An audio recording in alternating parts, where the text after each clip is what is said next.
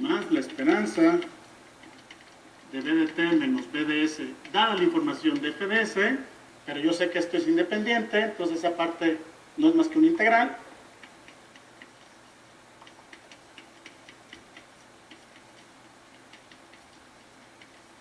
Como sabemos que es una normal con media cero, la esperanza tiene que ser cero, ¿no? Entonces nos queda que es BDS. Entonces cumple con la propiedad de Martingala, ¿no? Y si nosotros nuevamente queremos probar o queremos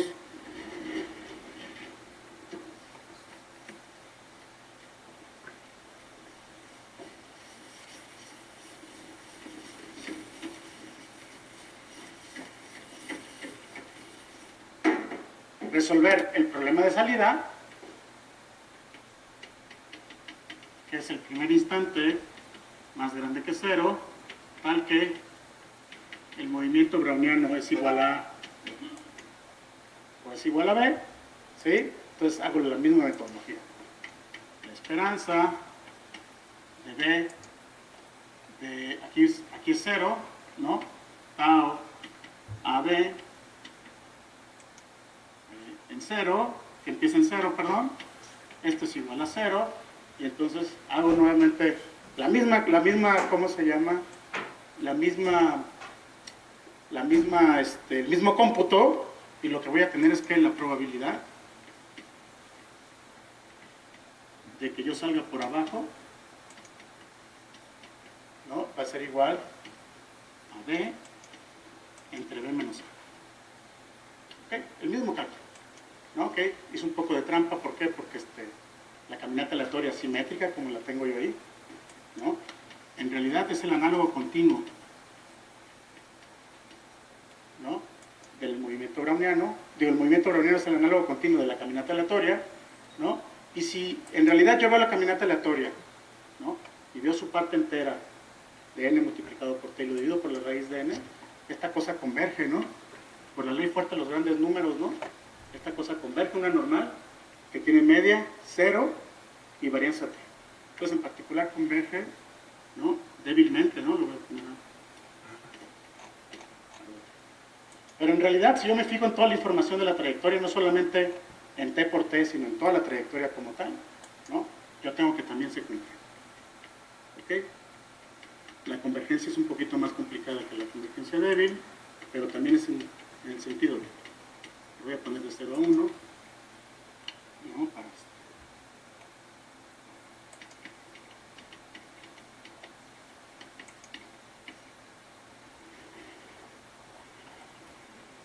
¿ok?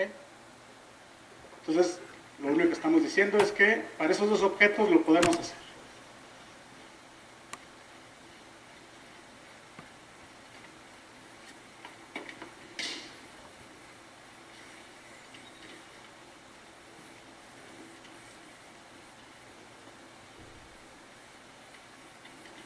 ¿Qué pasa si me voy a objetos más complicados? ¿No? El movimiento browniano satisface su semigrupo, ¿no? Si yo me voy a la parte analítica del ¿cómo se llama? Del movimiento browniano, el movimiento browniano, su distribución satisface la ecuación del calor, y entonces puedo decir muchas cosas analíticas de este objeto, ¿no? Pero en realidad el que en realidad me interesa, ¿no? Un poquito más, son las difusiones. ¿No? ¿Qué es una difusión? Pues es algo que lo puedo ver en una condición inicial, ¿no? Como una ecuación diferencial ordinaria, ¿no? Algo de este estilo, ¿no? Pero además le voy a agregar un ruido aleatorio.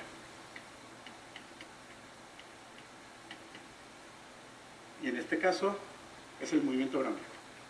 ¿Ok? Entonces, ¿cómo resuelvo problemas de salida para este objeto, ¿no?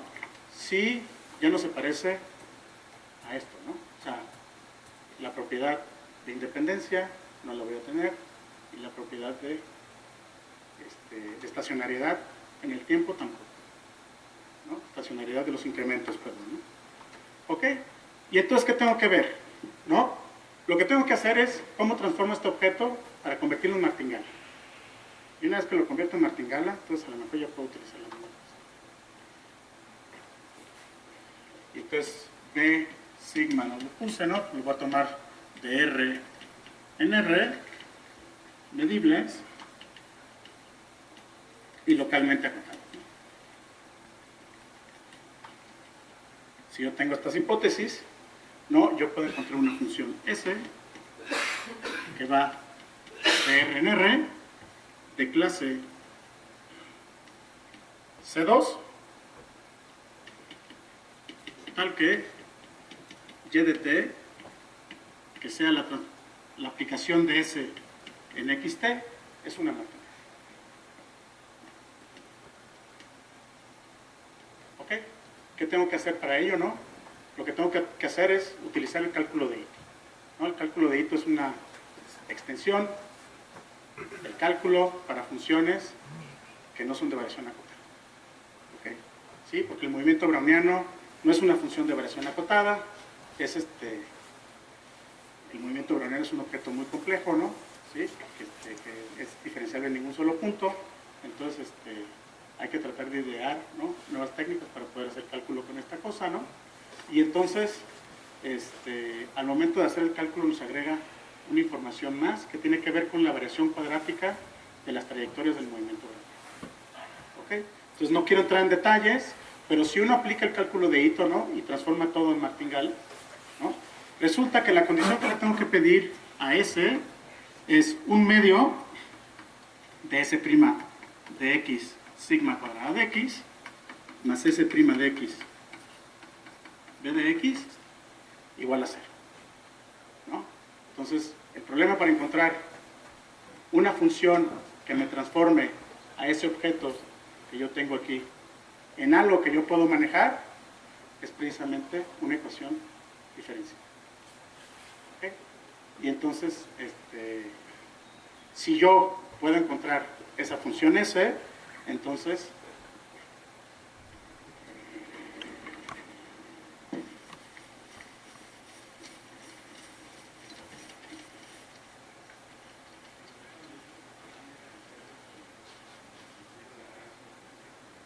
sentido usual. Sentido usual porque aquí lo único que tengo es derivada en el sentido usual. Pues es una función de clase C2, ¿no? Y que me tiene que cumplir esta condición para que yo pueda tener esta parte de equilibrio, ¿no? ¿Sí? En realidad lo que estoy buscando es una función armónica. ¿Sí? Pues sí, porque lo que yo quiero precisamente es que la integral, ¿no? Bueno, lo que yo quiero precisamente es que la integral, ¿no? De S de xt es exactamente la integral de S de x0, ¿no? O cualquier tiempo, ¿no?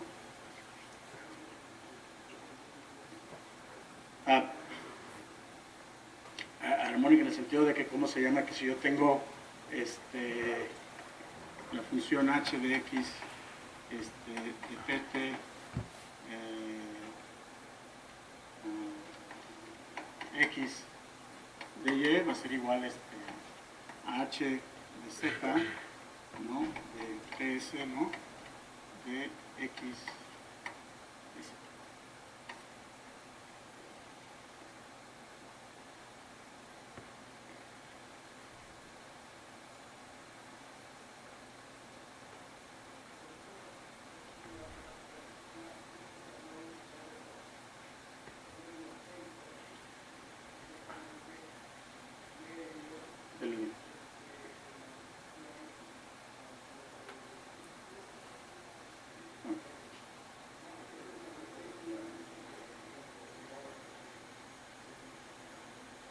No, quiero encontrar una función que me cumple con esa propiedad. Y entonces, cuando yo hago el cálculo, la condición que me queda es esta condición. O sea, esta condición me dice, si yo tengo una función S que me cumple con esa ecuación, yo puedo asegurar que tengo ese promedio. No que estoy utilizando... Sí. Okay. Y entonces, haciendo uso de muchas cosas de teoría de probabilidad, ¿no? Y de t S de xt, que es una martingala continua, ¿no? Y que está dirigida por el movimiento browniano, ¿sí? Existe un teorema que me dice, existe otro movimiento browniano, ¿no? Que le voy a llamar beta, y que si yo le cambio de tiempo, va a ser igual a este objeto, ¿no? ¿Okay? Entonces, las martingalas tienen esas dos propiedades. Una, tengo una propiedad bonita de que me satisface los promedios, pero además si es continua y está adaptada, o en cierta forma depende de la información del movimiento browniano, no es más que el mismo movimiento browniano cambiado. Y entonces si yo tengo eso, es muy fácil calcular el problema de salida, ¿no? ¿Por qué? Porque si yo quiero calcular la probabilidad de x tau b que sea igual a, ¿no? Ese objeto que yo tengo aquí, este es tau, ¿no? Empezando en x, pues esto no va a ser más que s de b menos s de x entre s de b menos s de b. ¿Por qué? Porque en realidad el problema de salida es un problema espacial, no es un problema temporal, ¿no? Entonces lo único que me tengo que ver es cómo me transforma todo el espacio, ¿no? Esta función s en términos de las trayectorias de x, ¿no? Ok, ¿y por qué iba este ejemplo? ¿Por qué iba esto de las difusiones?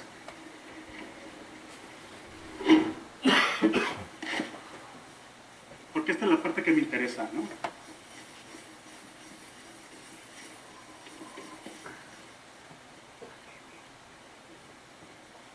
La parte que me interesa es la difusión de Feller.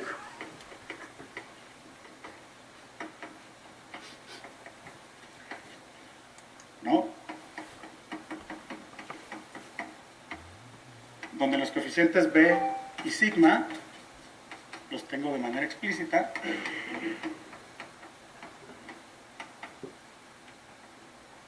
¿No? Y B lo puedo tomar real, ¿no? ¿Ok? ¿Por qué me interesa este? Bueno, pues porque resulta que este es el límite, ¿no? De un tipo de poblaciones, ¿no? ¿Sí? Es el límite de un objeto aleatorio que me describe el crecimiento poblacional de individuos que se reproducen de manera independiente y que su progenie es del mismo tipo. ¿Ok? Y entonces esto es interesante. ¿En qué sentido es un buen modelo poblacional? Bueno, pues en el sentido de que si yo me fijo en este objeto que empieza en X al tiempo T y yo le agrego a una copia independiente de este que empieza en Y, ¿no? Este se parece en ley o se parece al mismo objeto, pero empezando en X más. ¿Ok? Es como si yo tengo una población de un lado y otra población del otro que se parecen mucho, si yo las junto, ¿no? Pues no es más que la misma población, pero empezando con X y más Y, individuos. Ok, entonces, en este caso, podemos calcular explícitamente a la función s de x, ¿no? Y esta no es más que una constante, la integral de 0x de a la menos 2 dy dy más una constante. Y si nosotros hacemos cálculos y yo estoy interesado en la probabilidad en que esta difusión llegue a cero, que es una de las preguntas que me interesa, ¿no? ¿Cuándo se extingue la población? ¿No? Lo puedo calcular y me queda que es e a la menos 2 b de x. Lo único que tengo es que hacer un poco de álgebra en la ecuación que tenía yo anteriormente. ¿Ok? ¿Qué pasa además de esto, no? Lo voy a dejar aquí. ¿Sí? Ya me queda un minuto, ya voy a acabar.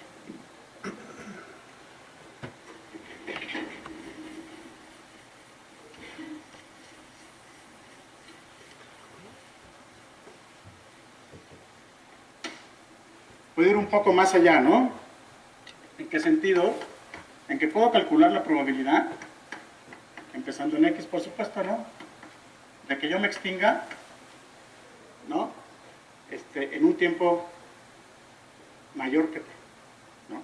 Entonces lo puedo calcular y me queda que es 1 menos e a la menos X por una función BT, donde BT está en términos de vida. ¿Ok? Y entonces, si B es positiva, entonces tengo probabilidad positiva de morirme. Si B es igual a 0 o es negativa, entonces tengo con probabilidad 1, me extingo, pues, ¿no? ¿Sí? ¿Y por qué iba esto? Porque la última parte de la plática era algo que sí es nuevo, ¿no? Y es un modelo precisamente, no solamente explico el modelo, ¿no? Ya no explico el resultado. Imaginemos que tengo una célula, ¿no? Y esta célula es infectada con un parásito. ¿Ok? Entonces tengo el parásito. ¿Ok?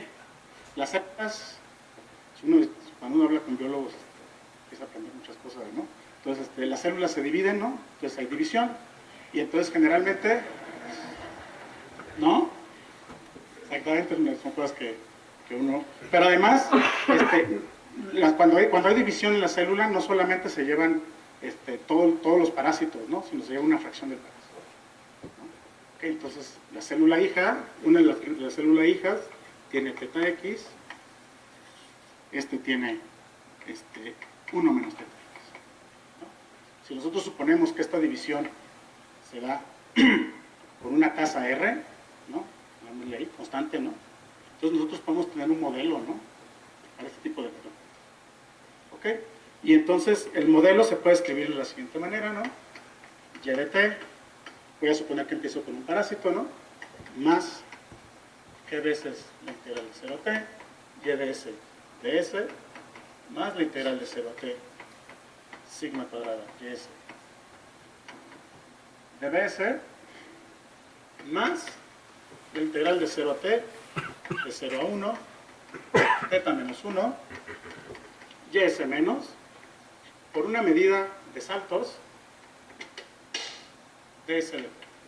Entonces, ¿cómo describo la dinámica de esta población? La dinámica de esta población me está diciendo lo siguiente, ¿no? Me está diciendo, los parásitos, ¿no? Siguen la misma ley que la difusión que tengo aquí de Fermi, ¿no? Pero el problema es que se ven afectados cada vez que hay una división en la célula.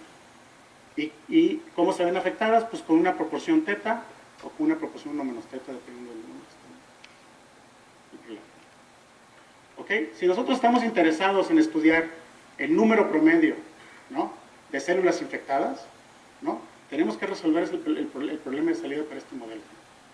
¿Ok? Sí. Y general lo que queda es, si n de t es el número de, ¿cómo se llama?, el número esperado de células infectadas, no es muy difícil darse cuenta que esto va a ser la exponencial de RT, la tasa, el número promedio de células que tengo, ¿no?, que tiene que ser la exponencial de RT, multiplicado por la probabilidad de que al tiempo t, ¿no?, ¿cómo se llaman?, los parásitos sobrevivan, ¿no? Ok, entonces, precisamente uno de los problemas de salida, ¿no?, me puede apoyar para resolver. ¿Okay? No pongo el resultado, pero el resultado me da 5 diferentes regímenes, ¿no?, para poder encontrar eso, y se encuentra mucha, ¿cómo se llama?, similitud con lo que pasa en la, ¿cómo se llama?, con lo que esperan los biólogos, ¿no?, que suceda, ¿no? Okay, entonces era el objetivo, ¿no?